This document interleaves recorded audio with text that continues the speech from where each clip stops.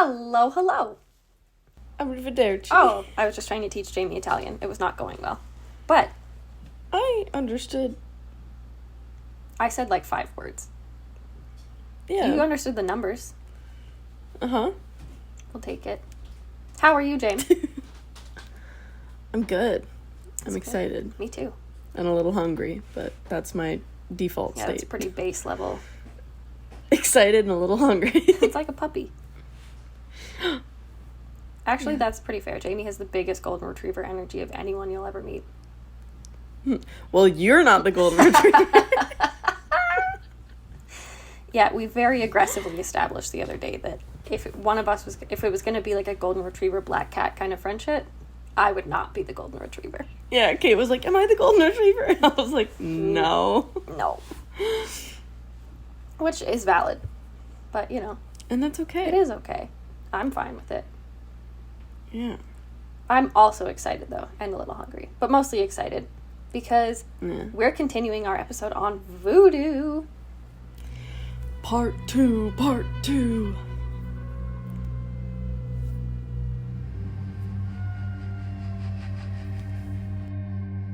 I'm Kate, And I'm Jane, and this is Creeps and Coffee.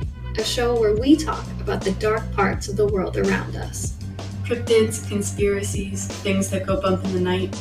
and the crimes behind the scariest creatures of all, humans. Join us as we take a look at the stories sure to give you the creeps. Pull up a seat, grab a coffee. And let's have a chat. For those of you who are just joining us, make sure you go back and listen to our first episode on Voodoo that we did last time. Thank you, Peanut Butter Baby, for your input.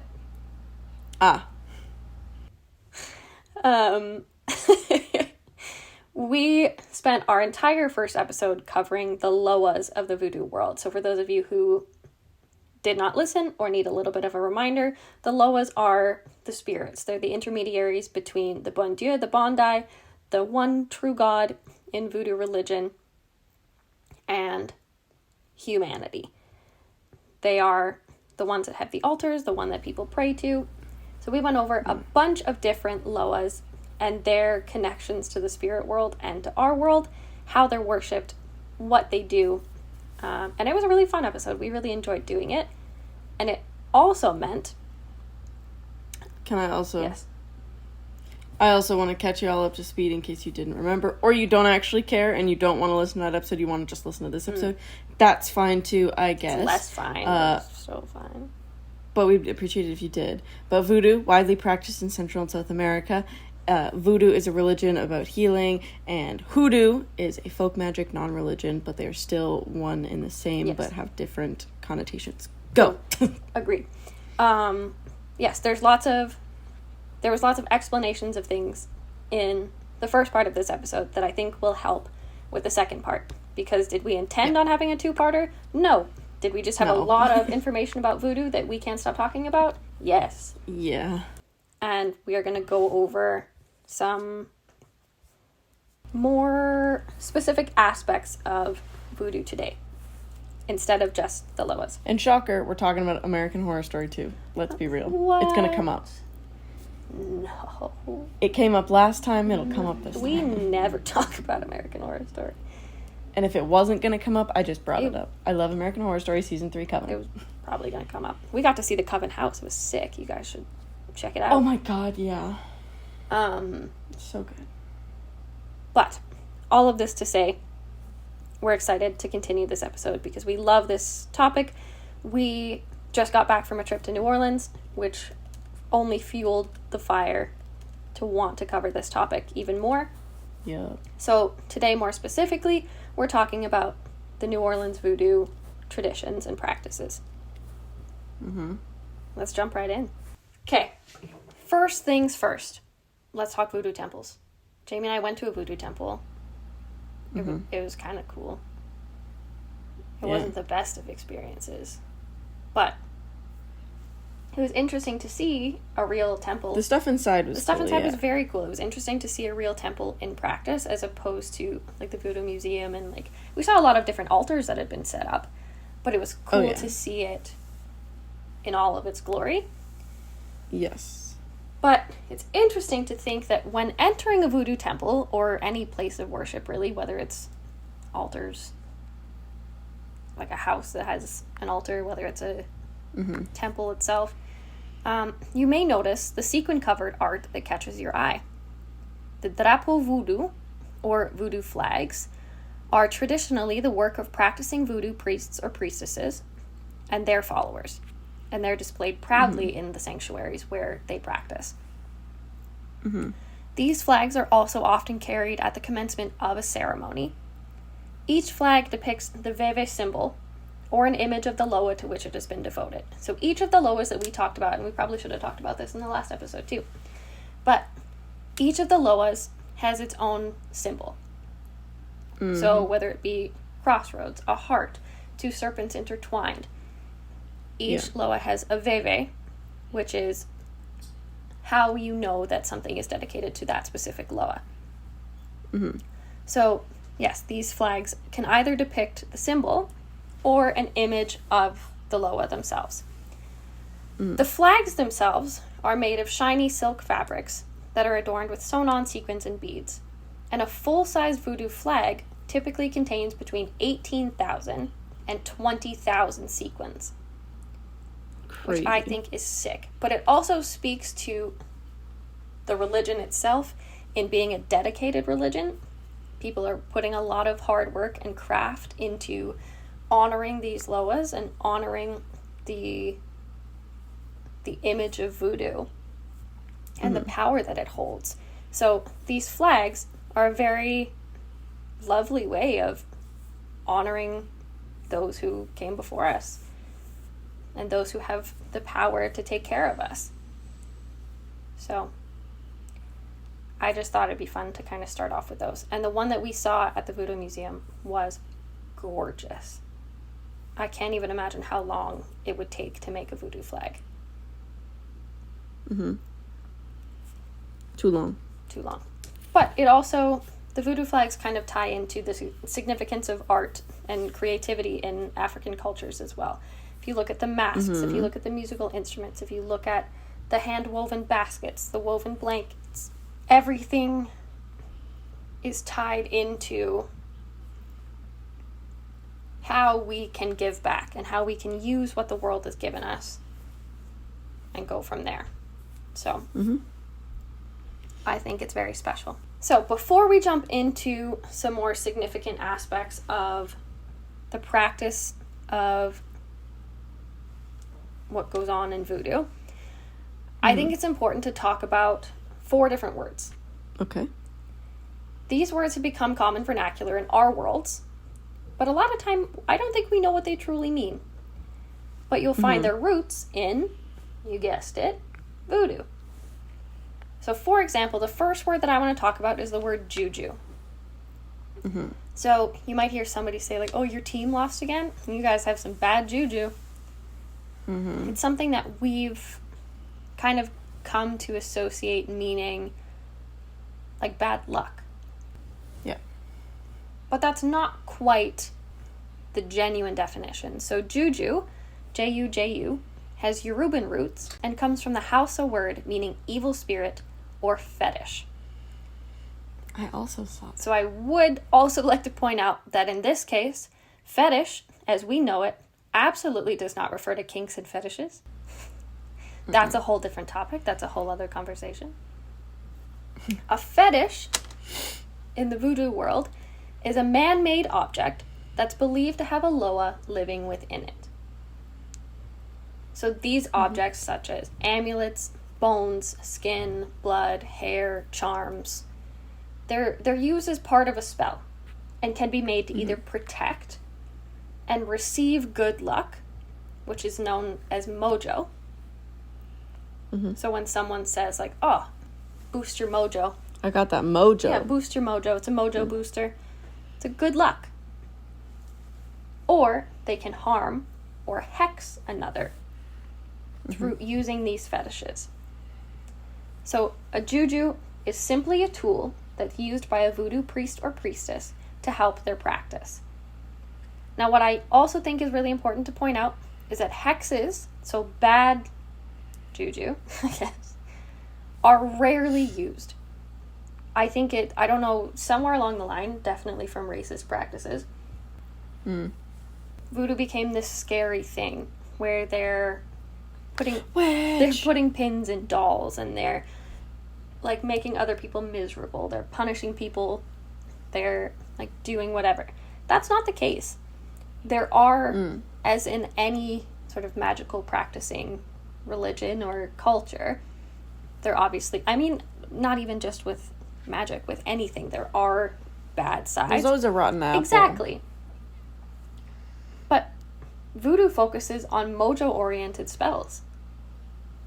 Voodoo dolls, we're going to talk about voodoo dolls later, but voodoo dolls are mostly good. So it's a very big misconception that voodoo is this evil thing. And again, I think a lot of it comes from racist ideologies and slave owners not wanting to allow them to practice their religion because it wasn't direct Christianity. And that was a whole problem. But that's a thing in and of itself. But I wanted to give an example of a fetish and of juju. So, an example of a fetish, so this man-made object believed to have a loa connected to it, would be a cowrie shell. We've all seen them. The little, like a puka shell. These shells are considered important fetish symbols of womanhood, fertility, and birth because the underside, the side that's open, is the shape of a vulva, while the outside, the back of the shell, represents the bulge of a pregnant belly. Yeah. So when creating juju tools, such as the voodoo doll or a voodoo spirit bottle for offerings to the loas, one may attach cowrie shells to pay homage to the loas of interest. So one example that I have is that the moon goddess or ocean mother, Yamaya, is often depicted with a headdress of cowrie shells because she's connected to fertility, womanhood, motherhood. So we'll post a picture on our Instagram too of a spirit bottle where they would give offerings of water or oil, whatever liquid they decide in the bottle. But she's depicted with a cowrie shell headdress. Wow. So that's a fetish. That pure symbol of femininity connects the feminine to the spiritual. So something as simple as that can be a fetish. And then the juju would be the spirit bottle. Does that make sense? Cool. I think so. It's not complicated concepts by any means, but I think because we have brought it, like I said, into common vernacular in such a like blasé way, it's not really thought about what those concepts really are in terms of like a religious sense or a cultural sense. So before we talk about some juju, some tools, I thought it would be interesting and important to talk about what the difference is between those things. So, juju is a tool. A fetish is a man-made object believed to have a loa living within it. Mojo is good luck. Hex is bad. Not quite a curse, but like bad luck brought onto you. Yeah. So, I want to talk about voodoo dolls. Let's talk about voodoo dolls first. You're right. So when most people think of a voodoo doll, I think they commonly assume, like I said, that it's a negative tool that's filled with curses, pins, and black magic. It can be. It can be, 100%. But the term itself is simply used to describe an effigy with magical properties. So the idea of effigy dolls as a channel for evil forces unleashed in a ritual is a myth that does not come from the Caribbean, does not come from Africa, but from the very heart of Western civilization, which was the ancient Middle East. That's a whole other, I could go into a bunch more background with that. But the voodoo doll itself... I was going to say, I heard that it was also from Europe, and I was like, There was European influence, so they believed that witches were using it to, place curses on other people. So there was definitely an aspect of that as well. But the voodoo doll itself, as it genuinely is not a pincushion. It's a concept that's unique to Louisiana and New Orleans especially. So it's as voodoo in New Orleans is. It's an assimilation of African and Christian beliefs, often passed between slave and slaveholder. And most voodoo dolls are primarily used for white magic. So they're primarily used to gain mojo. So these effigies are used as spiritual tools to secure good. So good health, more money, love, fertility, or to remove a curse or a hex that someone else has placed on you. These can be used to influence another person, which again is typically supposed to be used in a good way, by adding a part of them, like nail clippings, hair trimmings, into the makeup of the doll. They're not necessarily, voodoo dolls as they are genuinely known, are not necessarily made to look like a certain person. They're just made to embody what a person could be. And if you want the specifics from a person, let's say you were doing like a love connection, you'd want hair or nails or something to be a part of that. The voodoo doll doesn't have to look like the person, which I think is a common misconception. But again, it's not those pin cushions. It's not made to be some evil force.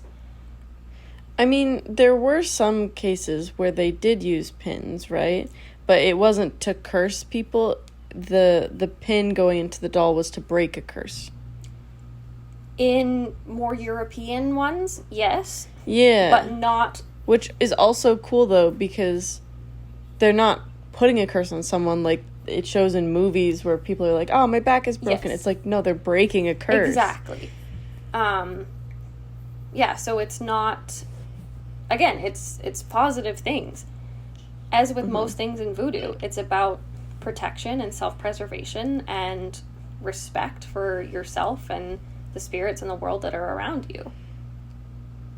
And I think somewhere along the way, people got caught up in the scariness of magic, so to say, and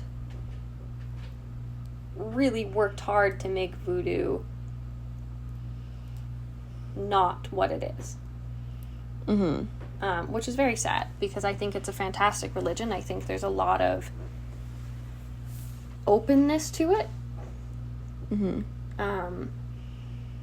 I actually ended up buying a voodoo doll when I was in New Orleans, which was one of my favorite experiences.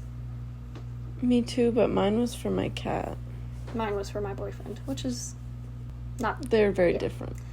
But it was awesome. I got to see the process of, like, the parts that go into it, like the different herbs and branches and, like, oils that they use to put them together, the certain knots that they use to tie things. The Florida water sprinkled on it. Yeah, so once the voodoo doll was put together, they needed to awaken it, so we got to do the voodoo prayer to awaken the doll. It was really funny because the guy, like, slapped it across the face and went, give it a little slap to wake it up, and I was like, oh, no. My son. Gentle. I was like, that was a terrible way to wake up. But then to anoint it with the Florida water and make sure that you're feeding it and filling it with the best of intentions in order to secure good for you or the person that you're giving it to. It was a really unique experience, and I'm really happy that I got the chance to do it, because it really changed my perspective on what a voodoo doll is and how significant something like that can be. But again, it's nothing more than an effigy with magical properties, and effigy dolls have been used in African and Caribbean and cultures of that nature for centuries. But voodoo dolls, as we know them in sort of pop culture, are specific to New Orleans, which I also think is really interesting. If you do want to make a doll, like, represent someone, like, not necessarily for a bad thing, but if you're like, if I'm like, man, Caitlin really needs a voodoo doll for money, or, like, good luck. Caitlin's not doing well. If I wanted to put intentions of, like, helping you in it, I could, like, pin a picture of you on a doll, or write your name on a piece of paper and stick it to the doll, or draw a picture that looks similar to you. Yeah, exactly. If you were, so like Jamie and I live in different parts of the country. She's not going to have access to my toenail clippings and my hair as she would have when we lived together. Yeah, I'm not going to steal your clothes. I don't know what you're talking about. I've never. Or I can't like rub it against you or get you to like physically touch it. So doing something that's still, when you put the intention of that person and then still kind of give it that little extra, it can have very similar effects. It just may not be as strong, but it still gets the job done. And apparently, voodoo dolls are a form of gris-gris. Gris-gris? You don't have to say it. Gris-gris. Gris-gris. You're saying it like you're Gris-gris. like you're Japanese. Gris-gris. I'm not Japanese. I know, so stop saying it like that. Gris-gris. Why are you rolling your R? Because I can only do it once, and it's in this word. It doesn't need. I can't roll it's a my word R's that doesn't any other way. But it doesn't require it. Gris-gris. Thank you. Ew, that sounds so American. Almost like it's an American concept. I hate you. But yes, speaking of gris-gris, let's talk gris-gris bags. Another distinctly New Orleans tradition. Gris-gris. You're fucking like that. Actually makes me like ill. Anyway, another distinctly New Orleans tradition is the creation and carrying of a gris-gris bag. So a gris-gris bag is a fabric-wrapped personal charm, which can contain a variety of magically potent ingredients. So we're talking herbs, roots, bones, stones, teeth, maybe, other powerful items, crystals. In New Orleans, they use gris-gris bags to assist with drawing in love, health, good luck, protection, and a variety of other positive influences. So again, we're talking about mojo here. We're using white magic, we're bringing good luck. Marie Laveau, the famous voodoo priestess, was a big believer in gris-gris bags. She's said to have carried one with her everywhere. So while the creation and carrying of gris-gris is definitively traced back to West Africa, where it continues today, this is still an African practice that continues on. Its usage is also very prominent in the American South. This is something that a lot of people who practice voodoo take on. It's kind of the same, not the same, but in theory, kind of the same as someone wearing a cross, like a Christian wearing a cross, walking around. It's that protection, it's that, like, almost peace of mind, knowing that you have that with you. The specific rituals, however, so the prayers and the ingredients that are involved in creating a gris-gris can vary from region to region.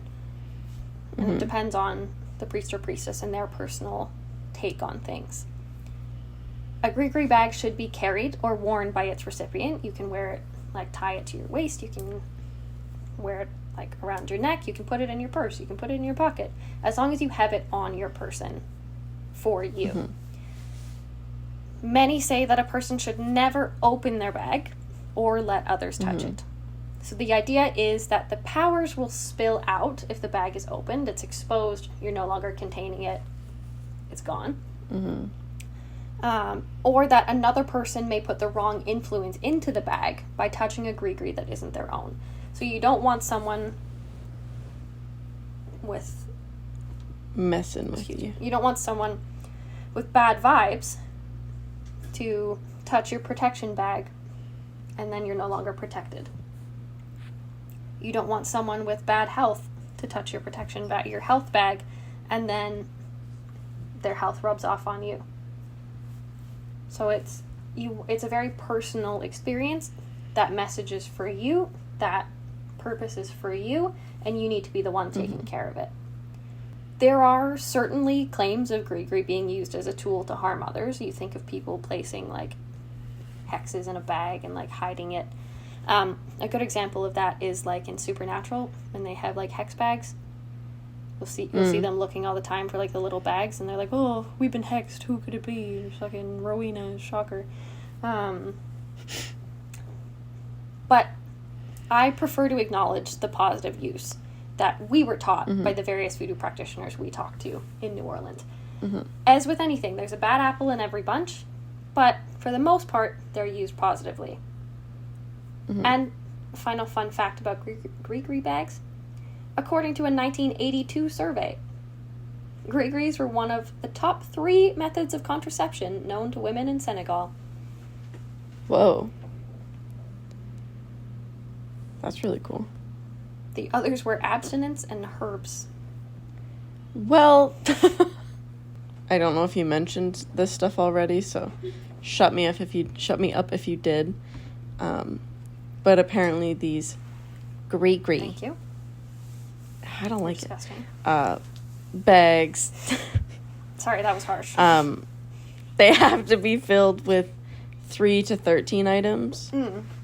Yeah, you can't just put like a rock in a bag and be like, yeah, here you go. Yeah, and it always has to be odd numbers.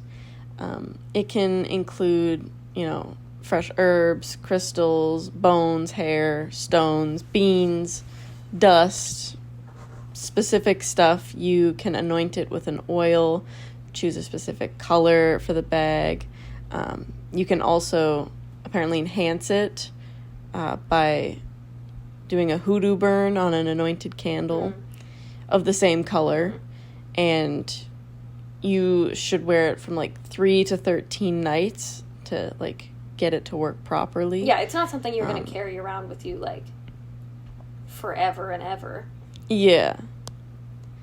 And some examples of stuff that you could put in it is rosemary. And the intent behind rosemary would be it improves your memory and helps your mind. Or you can put, please, I need a whole bunch. You could use copper, so it's a mineral, and I think people just use pennies sometimes, probably. But copper helps with the intent of relieving pain or helping you with money troubles, which I think is cool. Somebody give me that. Yes.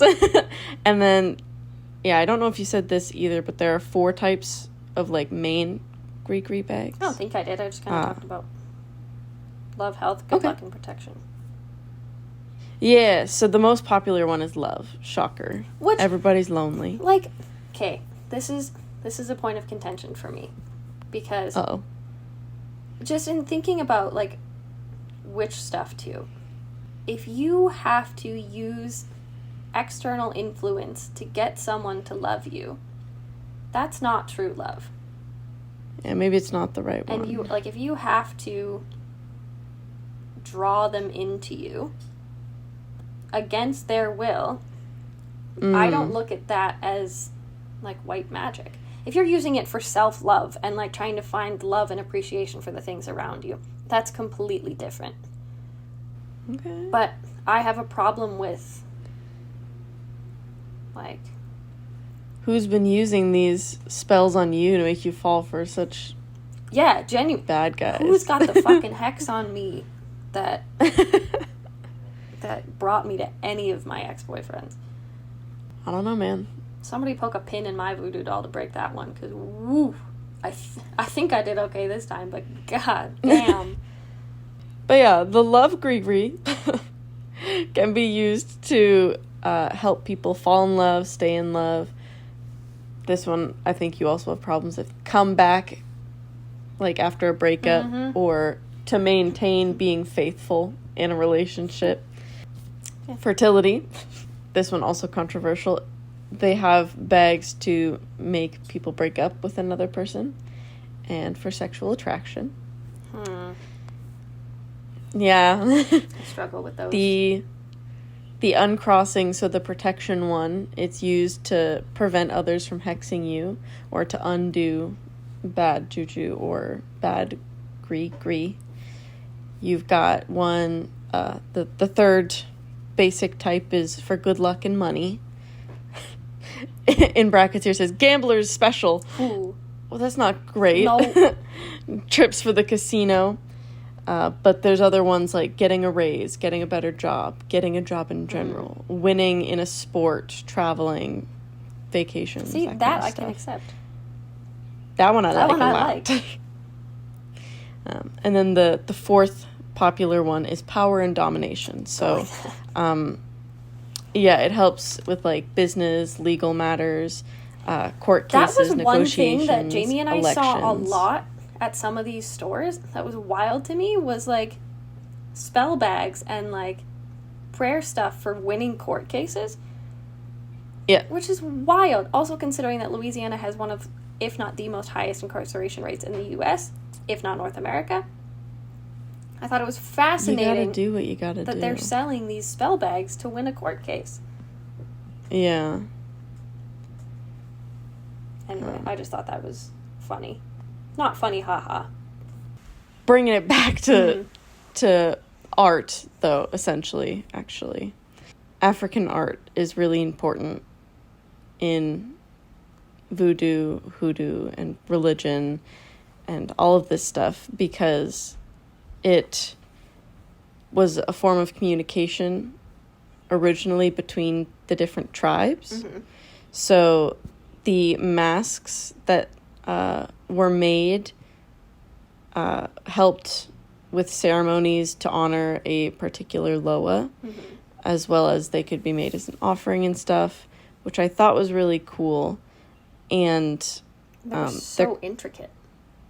They're beautiful, but they're also kind of scary. Some of them scared me. Teeth. And again, we can add a picture or two on our Instagram. Go follow us, Creeps and Coffee at Instagram. I love that after 3 years you still don't confidently know what our Instagram is. I don't know. But they can also wear these masks during ritualistic dances, to specific music, to, help. And again, the early voodoo rituals, which we mentioned in the first episode, not in this one, the early voodoo rituals were integrated with the Catholic saints and celebrations and festivals so that people could celebrate it without slave owners killing them, essentially, and God forbid they have some freedom. But I also wanted to talk about, if it's okay with you, sculptures as well. Absolutely. Because they were also an important part of this religion and people's practices. Most specifically, besides just people making sculptures in general, which we saw a lot of sculptures in the Voodoo Museum. Then they were beautiful. And one of which I thought was really cool was the Janus figure. So if you guys want to Google that, it is a fetish figure with 2 heads facing in opposite directions.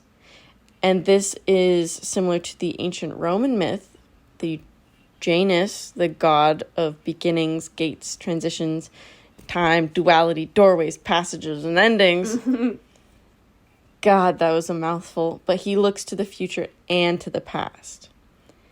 So that is an ancient concept that is also a part of voodoo and a part of West African traditions. And that it kind of carried over regardless of which tribe you were with, which I thought was kind of cool. And I think that actually leads really well into the next part that I wanted to talk about, which is the connection of the ancient. Yes. And the significance of ancestors in African and more specifically talking about voodoo practice. Mm-hmm. So to the Africans who brought voodoo religions to the Caribbean islands and then to New Orleans, ancestral worship was majorly important. I also, speaking of the transport from the Caribbean islands to New Orleans, Jamie and I saw the site, we walked along the Mississippi River and saw the site where the slave ships would come and drop off slaves. Anyway, voodoo is a religion that relies heavily on respect and connection, and that continues after death. So whether that's showing people support by caring for their families, whether that's making statues to honor them, like Jamie was talking about, having masks that carry on tribal traditions, it's all very, very important to still be connected to the ancestral and ancient ideas of your tribe. Particularly in African villages, each family understood the place of honor that their departed loved ones should continue to hold after death. They recognized that were it not for them, we wouldn't be here. So just because they have physically passed on doesn't mean that we have to forget about them, which is a concept that I think a lot of us still hold on to today. But they also believed in the transmigration of souls and felt that a particular ancestor could be reborn as a new member of the tribe at any time. So kind of like we talked about again with the Loa Ishu or Eshu, appearing as a trickster child who, if you didn't treat someone in your tribe, a child in your tribe with the same respect as you would an adult, bad things would happen to you. A lot of that is connected to the importance of ancestors too, because they believe that any ancestor could pop up in any new child in the tribe at any given time. So you always wanted to make sure that you respected the elder souls that had completed their transmigration, or you welcomed the new souls with open arms, which I think is really nice. But ancestral rituals allow for us to remember the ancestors and placate their spirits with offerings of food and drink and help in their soul's attainment of both peace and power. I think a good modern, or more commonly looked at example is if you look at the Day of the Dead and the altars for Dia de los Muertos. But the belief that you want to take care of them, even though, again, they might physically not be here, but their souls never disappear. Their souls are always still searching, still learning, still finding their way. When they're properly cared for, the ancestors are believed to take an active role in guiding and protecting the living. And then when it is their time, if it is up to them, they will find a place to reincarnate. Not every soul reincarnates in the voodoo belief, but the ones who are required to continue on in a physical body do. Most often, they will speak to us through dreams. And the voodoo system of divination also allows for them to speak through like a voodoo oracle of sorts. So there is a lot of importance with the living and the dead, but also on the in-between. And that in-between leads me into my favorite thing that we're going to talk about today. Part 4. One of our favorite episode topics we've ever done, and I do believe our longest series ever, and will continue to be our longest series, is on zombies. We'll add to it throughout the years, don't worry. 100%. Whether you want us to or not. But you can't talk about voodoo without talking about zombies. So, we briefly chatted about zombies and their connection to voodoo, because there were so many other things going on. I don't remember a single thing that we said in that zombie series, but we could not stop talking. It was nuts. Yep. But I wanted to take a couple minutes now to go over why and how zombies are such a significant aspect of the voodoo world. So the word zombie itself comes from the Congo, where I think it's just pronounced zombie, but it's spelled Nbzambi, is the Great Spirit. So in New Orleans, this Great Spirit is known as Le Grand Zombie, and it is symbolized by the snake. So in literal terms, snakes are zombies. Spooky. Yeah, spooky. So in voodoo lore, your body houses a petit ange, or a small angel, and a grand ange, a big angel. When you die, your grand ange goes to heaven. The petit ange hangs out in your body for 3 days, or until you finished rotting, depending on what's going on in that process. If anything happens to the petit ange before your time is up, before you've had the chance to fully settle, you might turn into a zombie. So this is why, in Haiti, it's common practice to see people sitting on their loved one's grave for at least 3 days to protect the body. So I think it's important that we talk about the zombification process and how that is looked at in the voodoo belief. Because honestly, it's one of the most fascinating parts. So zombification, as we all know, revives the recently dead into mindless, soulless beings, zombies. As part of the voodoo religion, the Bokors, or the voodoo practitioners, have power to create and control zombies. This can often be used negatively, but we're going to talk about that. So, exact methods, exact recipes vary among the Bokors, but generally the process is believed to follow a similar pattern. Some zombification processes will use blood and hair from their victims, in addition to using voodoo dolls. Others might involve a mixture called a coup de poudre, or a powder strike, which is made of like herbs, ashes, human remains, animal parts. And they can administer this mixture orally. They can make you ingest it. They can inject it. They might even blow a dart with the powder in it. So that part does vary. However, once the mixture has been made by the bokor and administered to the victim, it'll then start to take effect on the body. The victim will become immobile, have an incredibly faint heartbeat, and their breathing will be drastically reduced within a few minutes. So the victim will appear dead. They are not dead yet, but they will appear it. While in this death-resembling state, the victim is still fully aware of the surroundings, but they cannot express themselves. They can't move, they can't speak, all they can do is think and see. They are processing everything without physically being able to respond. They will be taken to the hospital, most likely declared dead by the doctor because all vitals are showing nothing. And then the body will be buried in a grave soon after death. Similarly to New Orleans, the heat and the lack of refrigeration in Haiti generally makes the bodies decay quite rapidly. So the 3 days or until it rots is not going to take you 2 weeks. You're going to rot pretty quickly in that heat. Yeah. After the body is buried, remember, still alive, the bokor will enter the grave and dig up the body. And this has to happen within 8 hours of the burial because, again, buried alive, the body, the buried, will die of asphyxiation. They'll suffocate underground. And then the bokor will perform an ancient voodoo rite wherein they capture the victim's bon ange, which is the part of the soul directly connected to an individual. It's that angel that we were talking about. They can do this by capturing it within 7 days immediately following the death of the corps cadavre, which is like just the physical body.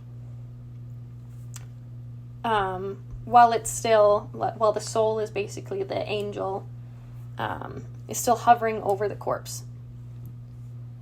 Or they can also spread poisons in the form of a cross on the threshold of a victim's doorway and capture it that way, which is fucked up. Either way, this splits the spiritual parts of the victim and produces 2 different complementary types of zombie.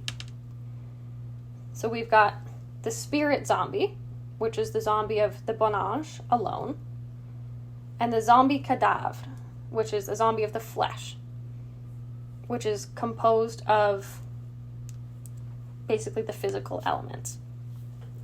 So there's like the zombie body and the zombie soul, spirit.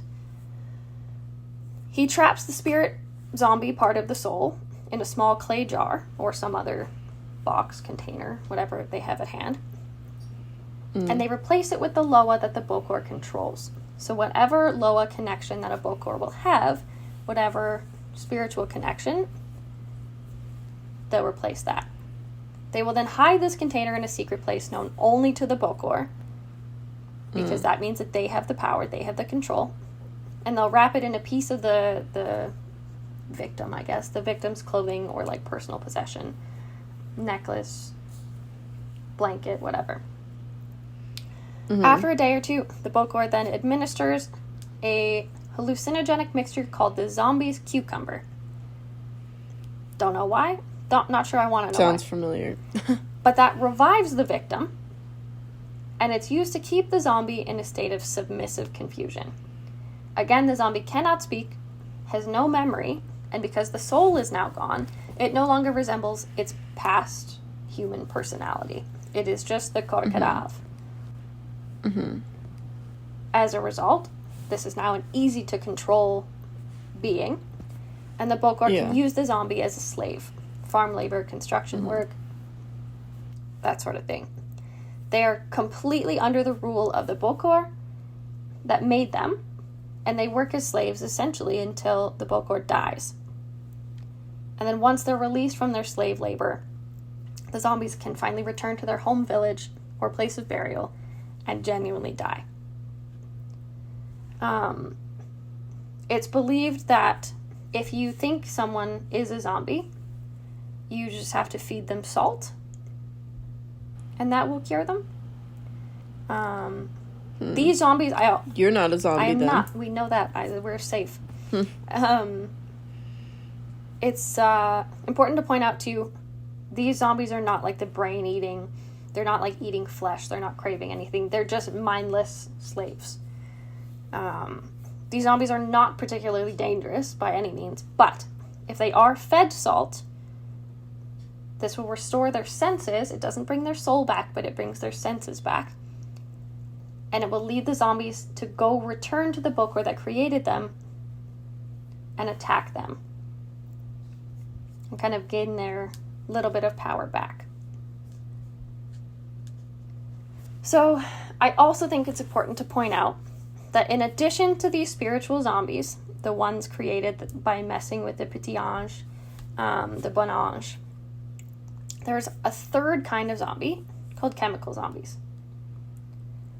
And that is very similar to the process before the separation of the bon ange and the corps cadavre.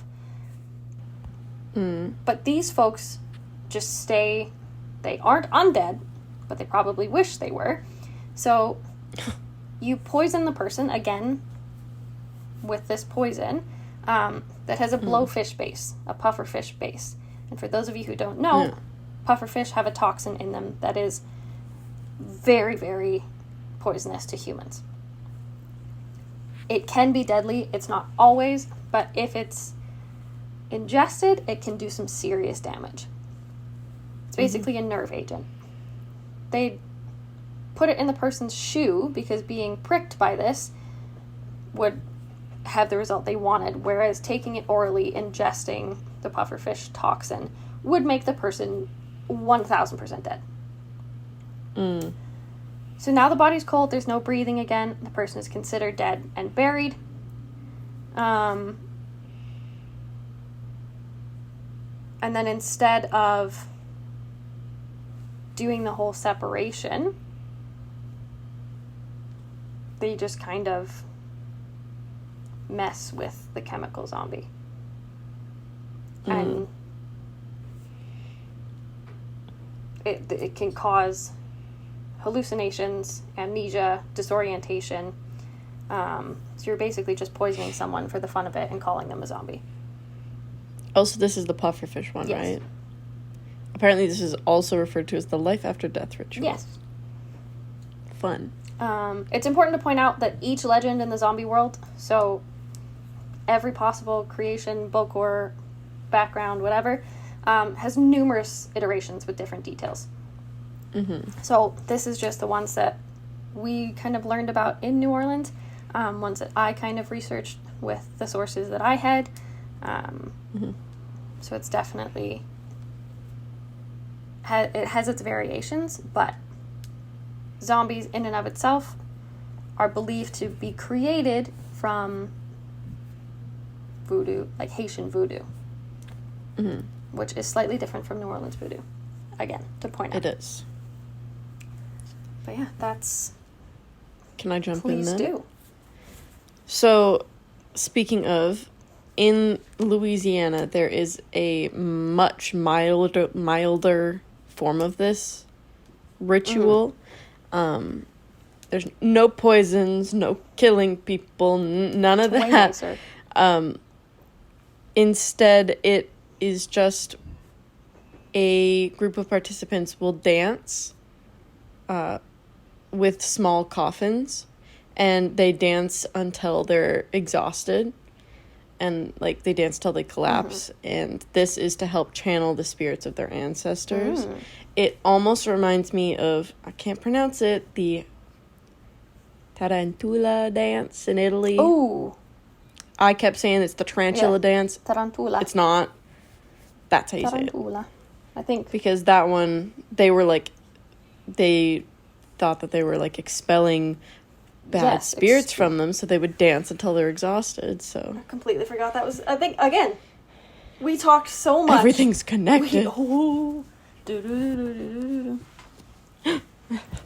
That was the X-Files theme, for anyone who's wondering.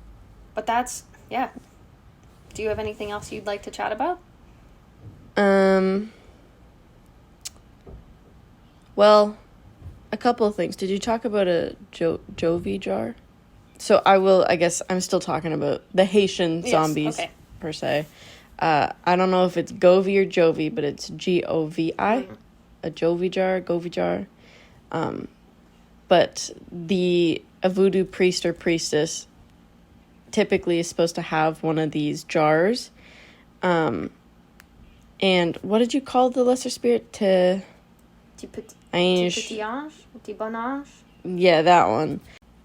It's supposed to help them with that. Mm-hmm. So, like because I said, they pass it. Yeah, they're supposed to, like, pass it under the cadaver's nose, and then they can recite an incantation to wake up the zombie, which I will not be repeating because that's how every scary movie starts. It's true. That is very true. Thank you. So it's just but add that little tidbit in there as well. Fun tidbit.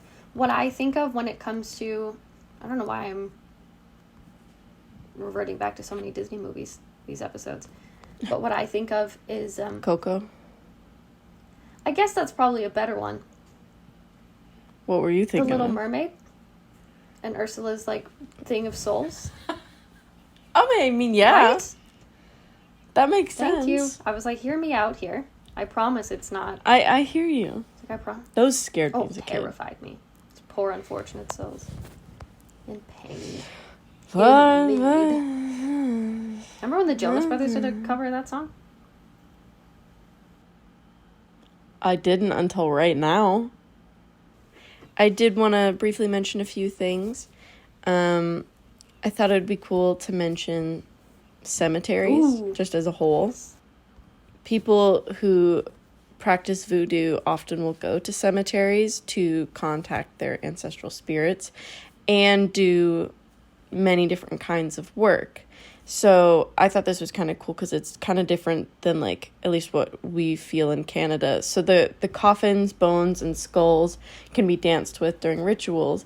Bones represent ancestors in voodoo, not the dead. Yeah, 100%. That's... Which I think is so cool because if I'm seeing bones in Canada, the way I grew up is just like, oh, that's a dead body. Yeah. Ew. You lose... Not, that's my ancestor. Yeah, you lose the sense of personability with it. You lose the personal connection. Yeah. And like I said, the ancestors are such a significant part of voodoo traditions that, of course, they want to acknowledge every part of the ancestor, whether it's spiritual or the physical body that remains.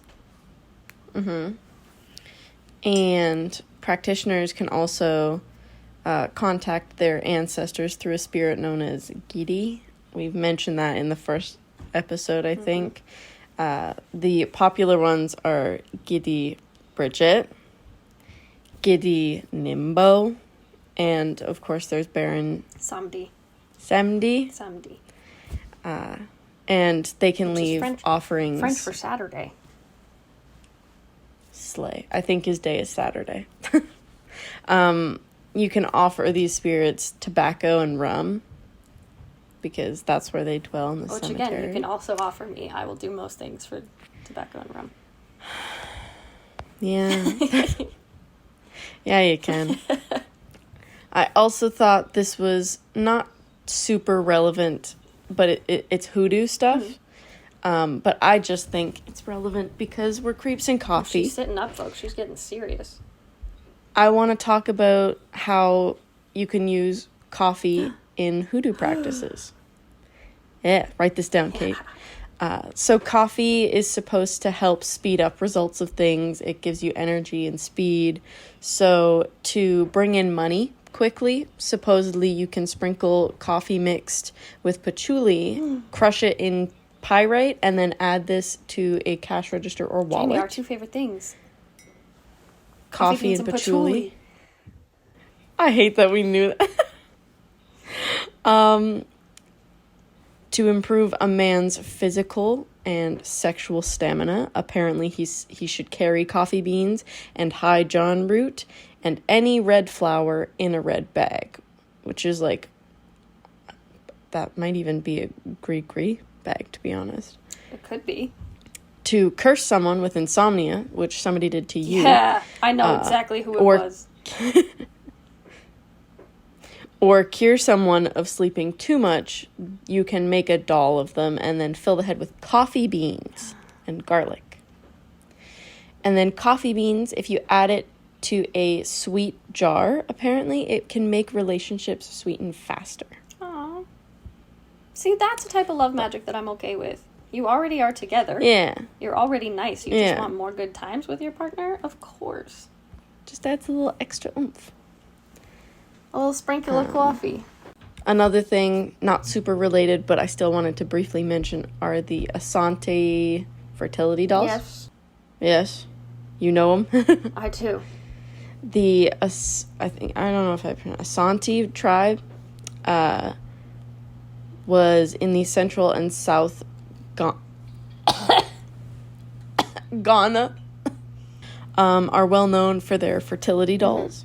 That are believed to help induce pregnancy and ensure safe delivery, too. Effigy dolls. Used all the time. It's not just voodoo dolls for bad things. Mm-hmm.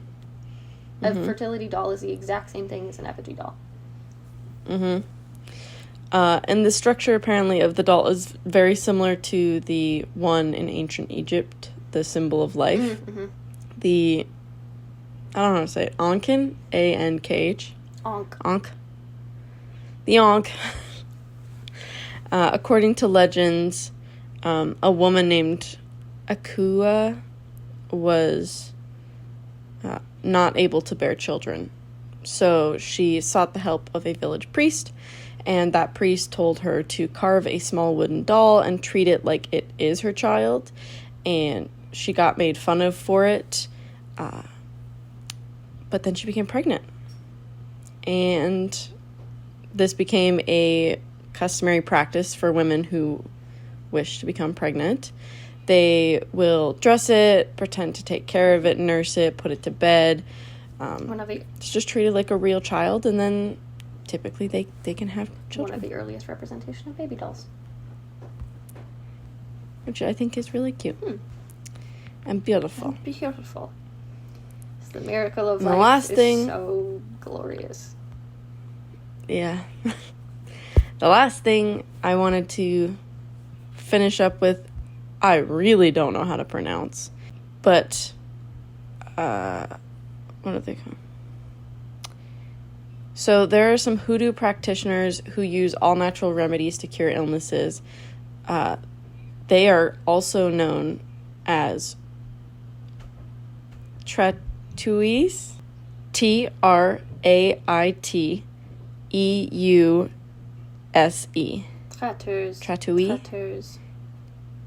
Tratteurs. What she's saying. So you would go to them to help you when you're sick, to help heal you, if you're not. It means treaters, they're treating. Yeah. So instead of using Western medicine, you can come to these guys to help heal you with natural remedies. And there's a thing called a tracture. Why are you adding in cabin? Why are you adding in R's? I don't know. What do you say? Tratteurs cabin. It's a log cabin that these practitioners inhabit. I've given up. I can't pronounce it. And apparently, still to this day, they will heal people if you come to them, but they are completely unique to Louisiana. Interesting. Again, like a lot of voodoo is. Yeah, so that is the only place you will find them. And on that note, I think our experience in Louisiana was an incredible one. There were so many things that you really are not going to experience anywhere else in the world, let alone anywhere else in the United States. Honestly, didn't even feel like we were in America. No, which was glorious. Sorry to our American listeners.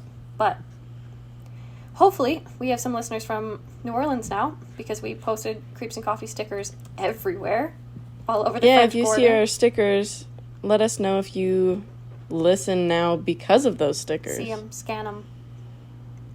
Well, thanks for listening, guys. Yeah. Thanks for our Louisiana people. We're so happy you could join us. You were like the one state that we didn't have, which was devastating. We're collecting them all now, like Pokemon. Exactly.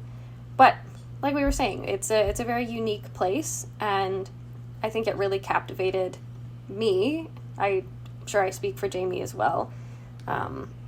The excitement and just the energy and the passion that is in New Orleans is beautiful to see and beautiful to experience. And we're very happy that we got a chance to learn a lot more about not just New Orleans, but about this religion. And we're happy that we got the chance to share it with you guys. But we are excited to continue sharing some of our experiences in New Orleans, to share some more of the beautiful culture that we were lucky enough to get a little taste of over the last 10-ish days. And we are excited to share more with you. So thank you for joining us on this 2-part special. It's not even a special, I just think it's a special topic, so I'm excited about it. But thank you for joining us. If you would like to give us your input, share your experiences in Louisiana, in New Orleans, let us know where you're from, where you're listening from. Or if you would like to say anything to us, you can send us an email over at creepsandcoffee@gmail.com. You can check out the pictures from our trip and from our last couple episodes over on our Instagram and our Twitter at Creeps and Coffee. You can also send us messages over there. And last but not least, if you would like to help support the show and get an exclusive behind-the-scenes look at what life is like for Creeps and Coffee, and get access to an exclusive bonus episode every month, and hear your name shouted out at the end of every episode right here, you can check out our Patreon, which is patreon.com/creepsandcoffee, again, to help support the show. Thank you so much for everything, for listening, for loving, for doing all that you do. Mm-hmm. And who do that voodoo that you do? You do so well. Boom. Bye! Bye-bye, guys. Love you. Creeps and Coffee is produced and edited by us, Kate and Jane. Our theme music is Stuck in a Hole by Dated. For more information on where to find them, check out the link in our show notes. And to connect with us, follow us on Instagram and Twitter at Creeps and Coffee.